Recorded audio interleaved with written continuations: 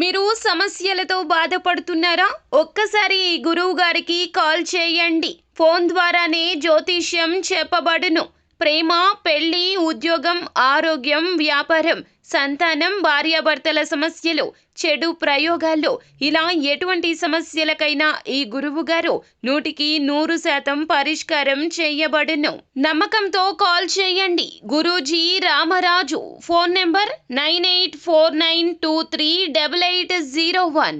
కుంభరాశి వారికి 100 రకాలుగా దెబ్బలు తగులుతాయి. జనవరి 2 గురువారమున ఈ జాతకులకు జరగబోయే శుభ అశుభ ఫలితాలను గురించి ఈ వీడియోలో తెలుసుకుందాం. జ్యోతిష్య శాస్త్రం ప్రకారం కుంభరాశి వారికి జనవరి 2 గురువారం రోజున జరగబోయే శుభ అశుభ ఫలితాలు ఏ విధంగా ఉండబోతున్నాయో తెలుసుకోవాలంటే ఈ వీడియోని స్కిప్ చేయకుండా పూర్తిగా చూడండి. అలాగే తప్పకుండా మా ఛానల్ని సబ్స్క్రైబ్ చేసుకోండి. కుంభరాశి వారు ఒక విచిత్రమైన అనుభవాన్ని కలిగి ఉంటారు.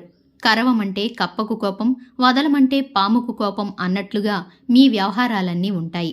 కుటుంబ సభ్యులు కావచ్చు, స్నేహితులు కావచ్చు, బయట వాళ్ళు కావచ్చు, ఆఫీస్లో వాళ్ళు కావచ్చు, వీళ్ళు కొట్లాడుకొని మిమ్మల్ని న్యాయం చెప్పమంటారు.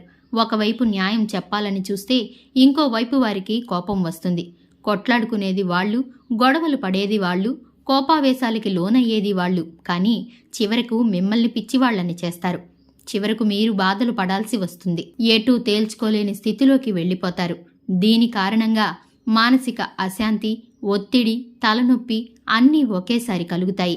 ఒక్క ముక్కలో చెప్పాలంటే దిక్కుతోచని స్థితులు తలెత్తుతాయి. ఈరోజు కుంభరాశి వారు తీసుకునే ఆహారం విషయంలోనూ, విహార యాత్రలకు సంబంధించిన అంశాల్లోనూ, బంధుమిత్రుల యొక్క వినోద కార్యక్రమాల్లోనూ, అలాగే కంటి నిండా నిద్రపోవడంలోనూ జాగ్రత్తగా ఉండాలి. తలనొప్పి, ఒళ్ళు నొప్పులు, గ్యాస్ కంప్లైంట్స్ లాంటివి అన్నీ పెరగటానికి అవకాశం ఉంది.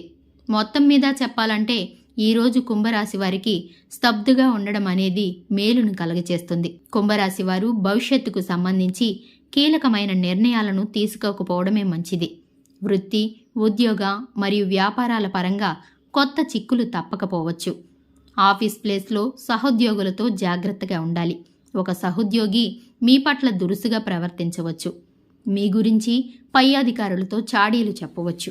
అందుకే మీ వంతుగా ఎప్పుడూ తప్పులు జరగకుండా చూసుకోవడం మీకు మంచిది. వ్యాపారాల పరంగా లాభాలు రావడం కొంచెం కష్టమే అవుతుంది. పెట్టుబడులకు సంబంధించిన వ్యవహారాలు కూడా సక్రమంగా సాగవు. శుభకార్యాలు ఇబ్బందిని కలిగిస్తాయి. ఆధ్యాత్మిక చింతనలో పాలు పంచుకోవడం మంచిది. ఏదైనా దేవాలయానికి వెళ్లి దేవతారాధన చేసిన తర్వాత పనులు ప్రారంభం చేస్తే కుంభరాశి వారికి శుభం కలుగుతుంది. అలాగే ఏవైనా ఆటంకాలు కానీ ఇబ్బందులు కానీ ఉంటే తొలగిపోతాయి. ఈ రోజున కుంభరాశి వారు చిలకాకు పచ్చ రంగు దుస్తులను ధరించకండి. దుర్గా స్తోత్రాన్ని పారాయణం చేయండి.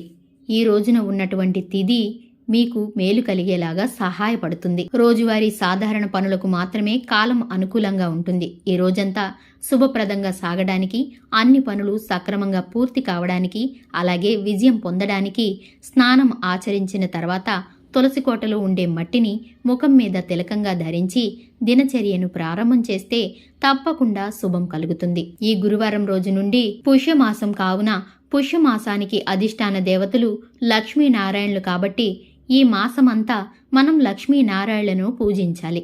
అలాగే ఈ మాసంలో బంగారం దానంగా ఇవ్వాలి. శక్తి లేనివారు వారికి తోచిన విధంగా ఏదో ఒకటి ఎంతో కొంత దానం ఇవ్వొచ్చు. శని దోషాలు ఉన్నట్లయితే ఈ మాసం శని ఆరాధన చేసి కష్టాల నుండి బయటపడే ప్రయత్నం చేయండి. అలాగే ఈ మాసంలో చేసే శివారాధన మరియు అమ్మవారి యొక్క ఆరాధన కూడా చక్కటి శుభ ఫలితాలను అందిస్తుంది.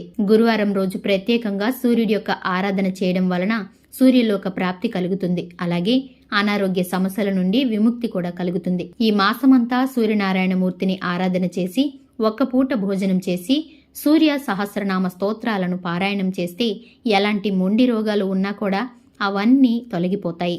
ఈ రోజున మనమంతా ఓం మహాలక్ష్మియై నమః అనే మంత్రాన్ని పదే పదే జపిస్తూ ఉండాలి. ఇలాంటి సమాచారం కోసం ప్రతిరోజు మీకు అందాలంటే కనుక వెంటనే మా ఛానల్ని సబ్స్క్రైబ్ చేసుకోండి.